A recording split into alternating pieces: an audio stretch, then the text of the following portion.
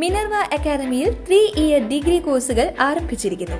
Medical lab technology, operation theatre technology, cardiac care technology, dialysis technology, hospital sterilisation CSSD, radiology technology, optometry technology കൂടാതെ hospital management MBA കോഴ്സുകളും ആരംഭിക്കുന്നു. Minerva academy. Contact number 9995373833 അല്ലെങ്കിൽ 9895841933. Minerva academy, skill and professional studies. Vadakkanchery പൊതു ഇടങ്ങളിൽ മാലിന്യം നിക്ഷേപിക്കുന്നവരെ വിടാതെ പിന്തുടർന്ന് നഗരസഭ.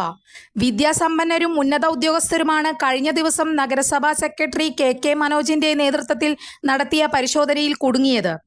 റോഡരികിൽ പ്ലാസ്റ്റിക് ചാക്കിലും കവറിലുമാക്കി മാലിന്യങ്ങൾ നിക്ഷേപിച്ചവരെ നഗരസഭാ അധികൃതർ ഉടനടി കണ്ടെത്തി പിഴയും ചുമത്തി.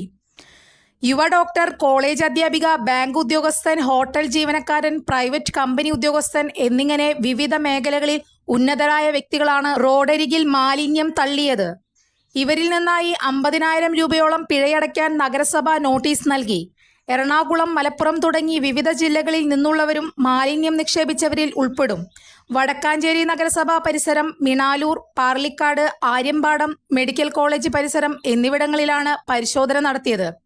സ്വച്ഛ് സർവേഷന്റെ ഭാഗമായി നഗരസഭയിലെ വിവിധയിടങ്ങളിൽ നഗരസഭാ ആരോഗ്യ വിഭാഗം ഉദ്യോഗസ്ഥരുടെ നേതൃത്വത്തിൽ കർശനമായ പരിശോധന നടത്തിവരികയാണ്.